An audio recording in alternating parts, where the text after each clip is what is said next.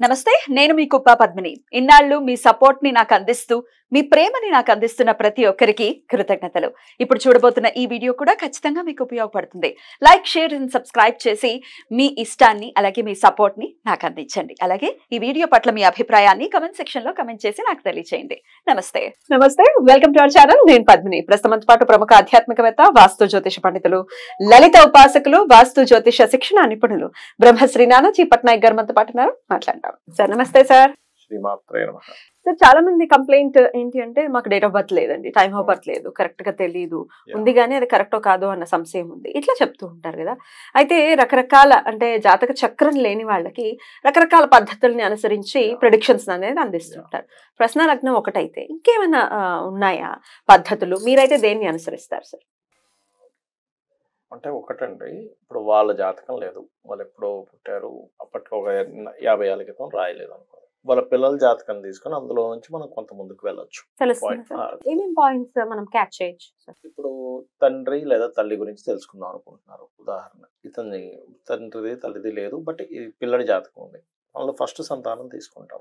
తీసుకొని దాన్ని బట్టి వాళ్ళకి వచ్చే ప్రాబ్లమ్ కి సొల్యూషన్ ఏంటంటే మనం దాన్ని బట్టి తీసుకోవచ్చు. ఎందుకంటే 9వ స్థానం తండ్రి, 9వ స్థానాన్ని లగ్నంగా తీసుకొని అక్కడి నుంచి క్యాల్కులేట్ చేస్తాం అనమాట.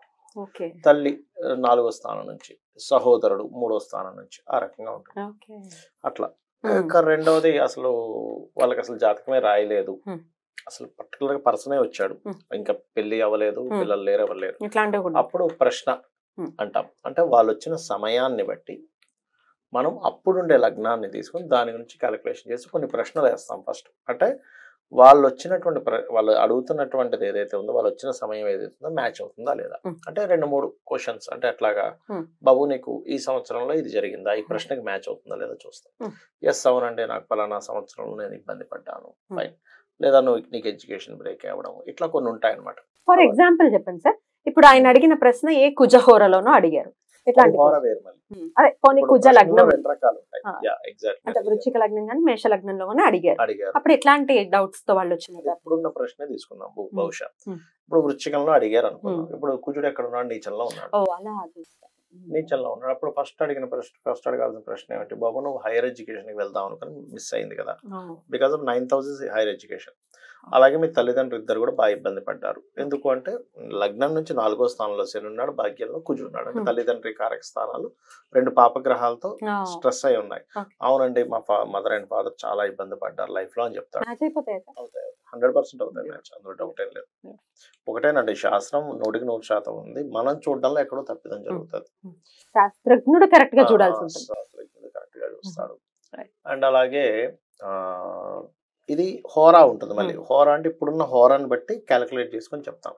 ఇప్పుడుండే హోరాకి సంబంధించినవే వస్తారు చాలా మటుకు. ప్రాబ్లం అదే ఉంటుంది, అదొకటి పద్ధతి. ఇక ఇంకోటి ఏంటంటే నిమిత్తము అంటాం. అంటే వాళ్ళు అడిగిన ప్రశ్నకి చుట్టూ ఉండే పరిసరాలు ఎలా ఉన్నాయి అనే దాని మీద ఆధారపడి ఉంటుంది. అంటే చిన్న ఎగ్జాంపుల్ చెప్పాలంటే, మొన్న ఒకతను ఒక ప్రశ్న అడిగాడు. ఏంటంటే, ఏమిటండి నాకు ఏమీ అసలు ఏది ఫ్రూట్ఫుల్ అవ్వట్లేదు అని. అప్పుడు నేను ఇలా కూర్చొని ఉండగా ఇటు చూస్తే ఒక గోడకి పెయింటింగ్ ఉంది, మొత్తం ఏమంటారు చెట్లు, చెట్లకు సంబంధించిన పెయింటింగ్ ఉంది మొత్తం, కానీ ఒక్కదాని కూడా పండు లేదు. ఉంది. మరి ఆ వ్యక్తి అడిగినటువంటి ప్రశ్నకి ఆ నిమిత్తాన్ని తీసుకొని ఏం చెప్పాలి? ఒక పండు కూడా లేదు కదా, ఫ్రూట్ఫుల్ అవ్వదని చెప్పాలా, ఎనీథింగ్ ఫ్రూట్ఫుల్ అవుతుందని చెప్పాలా, అంటే వస్తుంది ఇంకా ఫ్యూచర్ లో ఏం చెప్పాలి? అంటే దానికి ఎట్లాగా అంటే, దాని తర్వాత మనం చేసే చర్య అప్పుడుండే సమయాన్ని, అంటే అప్పుడుండేటువంటి ప్రశ్నను వేసుకొని, లగ్నాన్ని వేసుకొని, అప్పుడుండే టైం ఎంత అవుతుందో చూసుకొని దాన్ని బట్టి చూస్తాం. అప్పుడే కరెక్ట్ గా 9:09 అయింది, టైం 9:10లోకి మారింది. అంటే 9:10 అప్గ్రేడ్ ఉంది అక్కడ. ఓకే, అసెండింగ్ ఆర్డర్ లో వచ్చింది. ఓకే, 9:10. నెక్స్ట్ నేను చెయ్యబోయేది ఏం చేయబోతున్నానంటే, పూజలోకి వెళ్ళబోతూ పూజలో ఫలాలు పెట్టబోతున్నా భగవంతుడికి, అమ్మవారికి. ఒక దానిమ్మ పండు, ఒక జామ పండు, ఇట్లా కొన్ని ఫ్రూట్స్ పెట్టి పూజ చేసుకుందాం స్టార్ట్ అవుతున్నా. సో నెక్స్ట్ ఈజ్ ఒక ఫ్రూట్ రిలేటెడ్ సంబంధించింది ఏదో జరుగుతుంది, కరియర్ జరగబోతుంది. ఏం చేయబోతున్నా, పూజ చేయబోతున్నా, అంటే ఒక జపం అయితే చేయబోతున్నా. అంటే దీనివల్ల ఆ ఫ్రూట్ కూడా, నా ఉద్దేశం ఏంటంటే ఆ ఫ్రూట్ పెట్టి జపం చేసుకున్న తర్వాత అదే ఫ్రూట్ నీ విధంగా నేను తీసుకుందాం అనుకుంటున్నా. సో అక్కడ ఉన్నటువంటి ప్రశ్నకి తర్వాత జరగబోయేటువంటి విషయానికి కనెక్టివిటీ ఉంది. సో నేను ఇచ్చిన ఆన్సర్ ఏంటంటే, బాబు ఇప్పుడు పరిస్థితి బాగాలేదు, బట్ నువ్వు గనక ప్రారంభం చేసినట్లయితే 100% దీనికి ఫలితం ఉంది. అలా కాకుండా ఉదాహరణకి ఇప్పుడు అక్కడ అది జరిగింది, నేను ఎవరినో పంపించాను, పళ్ళు తెమ్మని పంపించాను ఉదాహరణకి, అంటే సేమ్ ప్యాటర్న్ ఇంకో దానికి వెళ్దాం.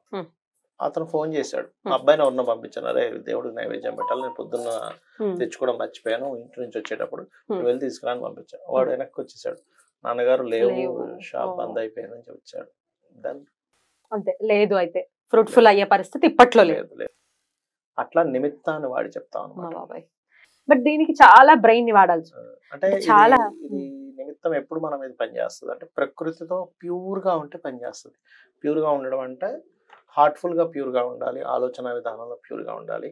అవతల వాళ్ళు చెప్పేది ప్రతిదీ మనం యాక్సెప్ట్ చేయగలగాలి, వాళ్ళ మాటల్ని, వాళ్ళ విధానాన్ని. జస్ట్ అలా అంటే నువ్వేది కూడా ఇది అవ్వాలని పట్టుకొని కూర్చోకూడదు, ఇలా ఉండాలని పట్టుకొని కూర్చోకూడదు. ఎస్, అవతల వాళ్ళు చెప్పేది అంతా వింటూ జస్ట్ అట్లా యాక్సెప్టెన్స్ అలా చేస్తున్నారు అంతే. అప్పుడు ప్రకృతి మీకు కరెక్ట్ ఆన్సర్ ఇస్తుంది. అదర్వైజ్ అలాగే ముఖాన్ని చూసి చెప్పేవాళ్ళు ఉంటారు, మీకు తెలిసే ఉంటుంది, ముఖాన్ని చూసి చెప్పేస్తున్నారండి అంటారు. వాళ్ళు ఫేస్ రీడింగ్ అంటారు. వాళ్ళు ఎలా చెప్తారు అంటే, దీన్ని నవగ్రహాలకు ఆపాదిస్తారు ఈ ఫేస్ ని. అంటే ఎట్లాగా, దీన్ని బుధుడు, చెవులు నుదురు బుధుడుగా తీసుకుంటారు. ఇవి బాగా ఉన్నాయి, రైట్, నువ్వు వ్యాపారంలో బాగా కలిసి వస్తుంది అని చెప్పేస్తారు. ఇట్లా చెవులు ఇలా ఎలిఫెంట్ బాగా తెలివైన వ్యక్తివి నువ్వు వ్యాపారంలో బాగా కలిసి వస్తుందని చెప్తారు. నుదురు చాలా పెద్దగా ఉండి ఇలా ఉందంటే. అలా కాదు, కొంతమందికి చూడండి భూముల ద్వారా ఇబ్బంది పడ్డము, కలిసి రాకపోవడం ఇట్లా జరిగింది, లేకపోతే మీ ఫాదర్ ఆస్తిని పోగొట్టుకున్నాడు, ఇవన్నీ చెప్తారు. కొంతమంది చూసి ఐబ్రోస్ చూసి చెప్తారు, ఐబ్రోస్ ఏదైనా డిస్టర్బ్ అయ్యాయి, లేదా ఐబ్రోస్ చాలా బాగున్నాయి బాబు, నువ్వు ఫ్యూచర్ లో మంచి ల్యాండ్స్ కొంటావు అని చెప్తారు. అలా కాకుండా అంటే ఐబ్రోస్ ఎవరు సార్, ఏ గ్రహం? కుజుడు, మార్స్ అన్నమాట. మార్స్ ల్యాండ్స్ కారకుడు కదా. అలా కాకుండా కళ్ళకి సరిగ్గా లేదు వాళ్ళ కళ్ళు సంబంధించినవి, అప్పుడు ఏం చెప్తారంటే, బాబు నీకు మానసికంగా ఇబ్బంది ఉంటుంది, సంథింగ్ ఎప్పుడు ఏదో ఒక దృష్టి నీకు తగులుతుంది కదా అని చెప్తారు. చంద్రుడు కామన్ గా జరుగుతుంటాయి కదా, అందరికీ జరగాలంటారు.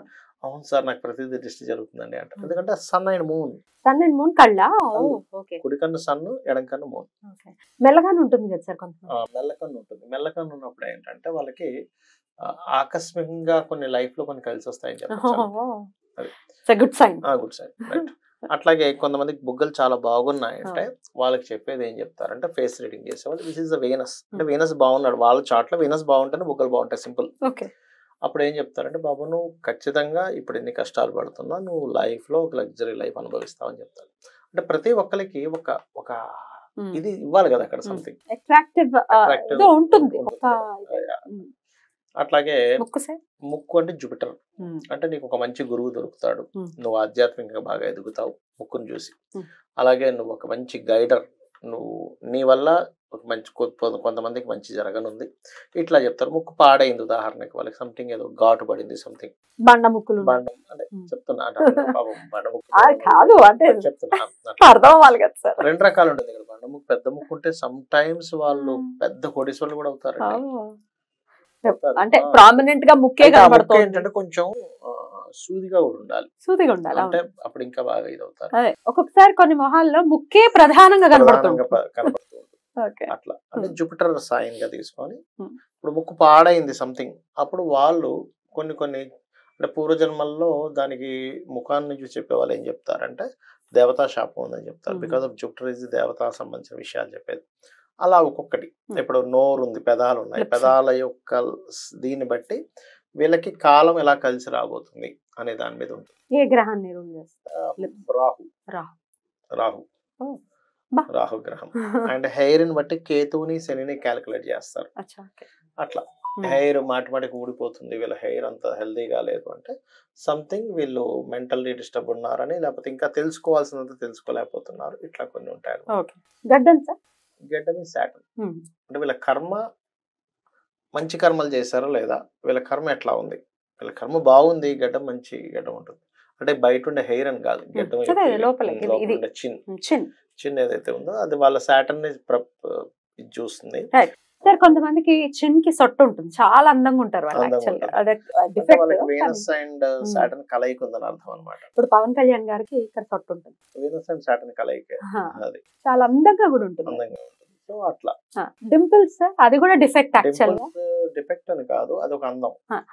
కానీ సైంటిఫిక్ పరిభాషలో చూసుకుంటే అక్కడ మజల్ కాలేదని అర్థం, కానీ ఎంత అందంగా ఉంటుంది. దాని అర్థం అది కూడా వీనస్ చాలా బాగున్నాడు. శుక్ర స్థానంలో డింపుల్ వచ్చి అందాన్ని ఇచ్చింది కదా. Venus is good position. నవాంశ అండ్ రాశి చక్రంలో కూడా బాగున్నాడు అని అర్థం. Beautiful, right. ఇలా అర్థం చేసుకోవాలి. అలాగే ఎలాగో సబ్జెక్ట్ మీరు చెప్తున్నారు కాబట్టి అడిగేస్తున్నాను సార్, ఇక్కడ కూడా డింపుల్స్ పడతాయి కొంతమంది. అంటే గడ్డం దగ్గర కూడా డింపుల్స్ పడ్డాన్ని ఎట్లా గడ్డం రూపంలో ఎక్కడైనా డింపుల్స్ పడ్డాయి అంటే అక్కడ వీళ్ళకి ఒక అందాన్ని ఇచ్చింది కాబట్టి శుక్రుడు శనితో ఎక్కడో కనెక్టివిటీ ఉన్నాడు వాళ్ళ జాతకంలో.